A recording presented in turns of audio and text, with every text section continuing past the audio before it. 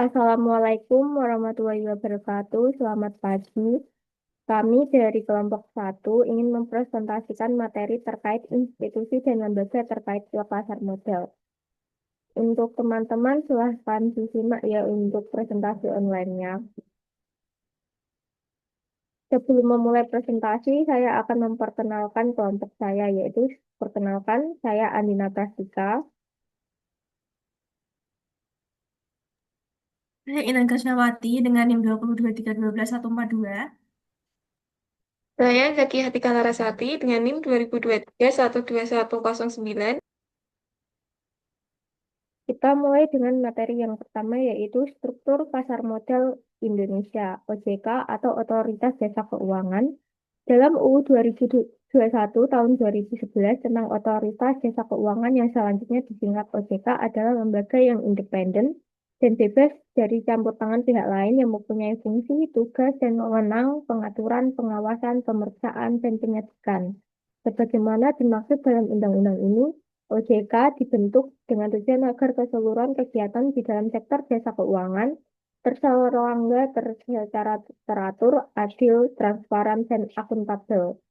Lalu mampu mewujudkan sistem keuangan yang tumbuh secara berkelanjutan dan stabil, dan mampu melindungi kepentingan konsumen dan masyarakat.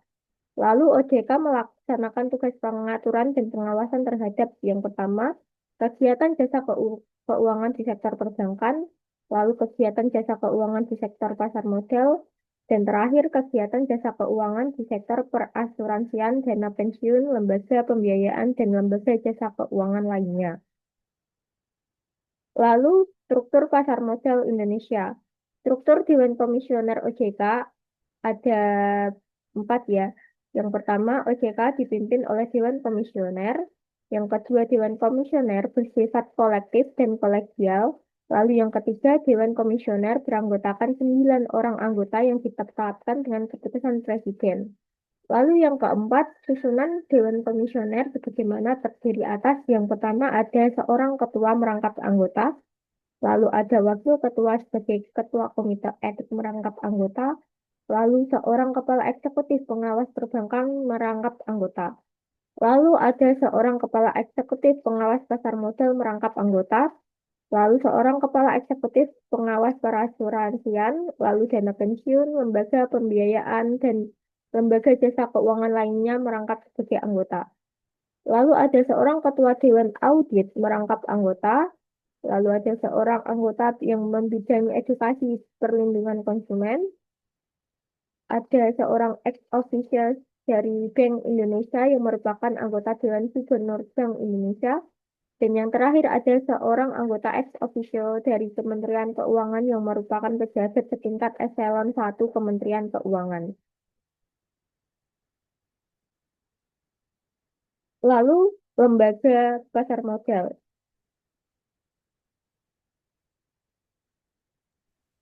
Baik, kita lanjut kepada eh, lembaga pasar modal. Yang pertama ada Bursa Efek, yaitu pihak yang menyelenggarakan dan menyediakan sistem dan atau sarana untuk mempertemukan penawaran jual dan beli efek pihak-pihak lain dengan tujuan memperdagangkan efek antara mereka. PT Bursa Efek Indonesia adalah lembaga yang menyelenggarakan kegiatan yang disebutkan tadi. Kemudian yang kedua ada lembaga clearing dan penjaminan, yaitu pihak yang menyelenggarakan jasa clearing dan penjaminan transaksi bursa agar terlaksana secara teratur, wajar, dan efisien. Di Indonesia, fungsi lembaga clearing dan penjaminan ini dilakukan oleh PT KPEI atau PT Clearing Penjaminan Efek Indonesia. Lalu yang ketiga ada lembaga penyimpanan dan penyelesaian atau LPP, yaitu pihak yang menyelenggarakan kegiatan kustodian bagi bank kustodian. Di Indonesia, fungsi tersebut dilakukan oleh PT KSEI atau PT Konsortium Sentral Efek Indonesia. Next.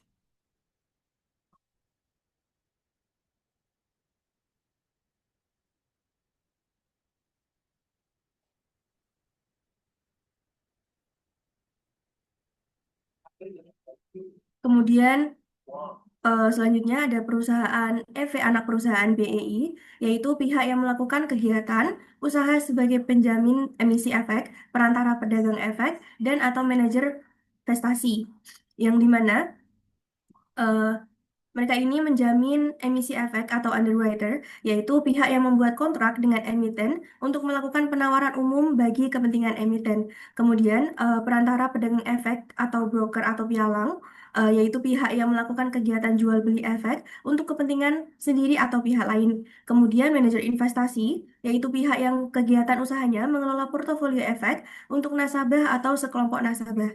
Kemudian yang kelima ada lembaga penunjang. Yang pertama yaitu Biro Administrasi Efek, pihak yang berdasarkan kontrak dengan emiten melaksanakan pencatatan pemilikan efek dan pembagian hak yang berkaitan dengan efek. Kemudian yang kedua ada Bank Kustodian, yaitu pihak yang memberikan jasa penitipan efek dan harta lain berkaitan dengan efek serta jasa lain, termasuk menerima dividen, bunga, dan hak lain menjadi nasabahnya. Kemudian yang ketiga ada wali amanat surete, pihak yang mewakili kepentingan pemegang efek bersifat utang. Kemudian yang keempat ada pemeringkat efek, yaitu pihak yang bertugas memberi penilaian kemampuan emiten dalam memenuhi semua kewajibannya.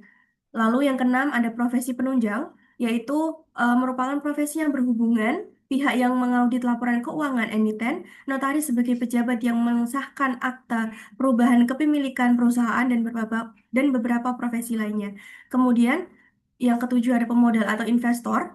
Investor di pasar modal bisa berasal dari dalam negeri atau domestik ataupun dari luar negeri yang asing. Kemudian emiten dan perusahaan publik. Perusahaan yang menjadi emiten yaitu yang menerbitkan saham atau obligasi, kemudian atau efek lain yang dibeli oleh sejumlah investor dan dikelola oleh sebuah perusahaan investasi profesional.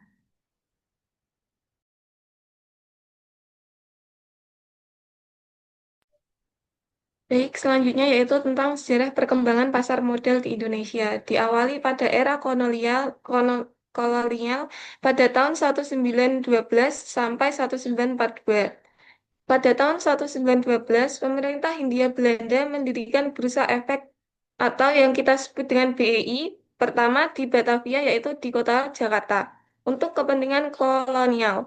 Selanjutnya pada tahun 1914 sampai 1918, Bursa Efek ditutup selama Perang Dunia I. Dan pada tahun 1925 sampai 1942, Bursa Efek di Jakarta kembali dibuka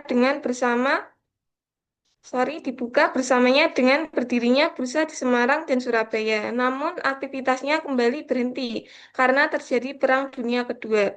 Lalu dilanjutkan pada era kemerdekaan yaitu pada tahun 1952 sampai 1977.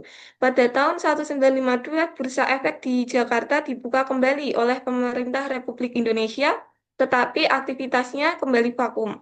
Lalu pada 1956 dan 1977, perdagangan bursa efek vakum kembali akibat program nasionalisasi perubahan perusahaan Belanda. Next.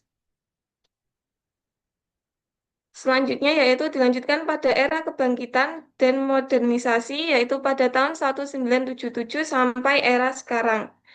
Pada tahun 1977, pasar modal kembali diresmikan oleh Bapak Presiden Soeharto. Lalu Bursa Efek Jakarta atau BEJ dioperasikan di bawah Badan Pelaksanaan Pasar Modal atau Bapempa pada PT Semen Cibinong menjadi emiten pertama yang tercatat. Lalu pada tahun 1987 sampai 1988, pemerintah mengeluarkan berbagai paket deregulasi untuk mendorong pertumbuhan pasar modal. Lalu pada tahun 1989, Bursa Efek Surabaya atau yang kita sebut sebagai BES mulai beroperasi sebagai bursa swasta. Lalu pada tahun 1992, BEJ diswastanisasi dan Bapempa berubah menjadi Badan Pengawas Pasar Modal. Lalu pada 1995, Undang-Undang Nomor 8 Tahun 1995 tentang pasar modal disahkan menjadi landasan hukum yang kuat. Lalu pada tahun 2007, BEJ dan BEPES atau yang kita sebut dengan Bursa Efek Surabaya melakukan merger menjadi Bursa Efek Indonesia atau BEI merupakan sebuah langkah besar untuk menyatukan dan memperkuat pasar modal nasional. Sejak saat itu, pasar modal Indonesia terus berkembang pesat, ditandai dengan peningkatan jumlah emiten, investor, dan berbagai instrumen investasi baru.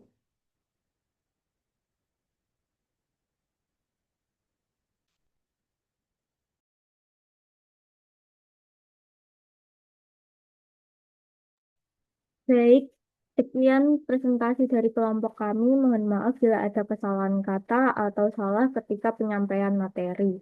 Selanjutnya, jika ada pertanyaan bisa ditanyakan di WhatsApp group ya teman-teman. Wassalamualaikum warahmatullahi wabarakatuh.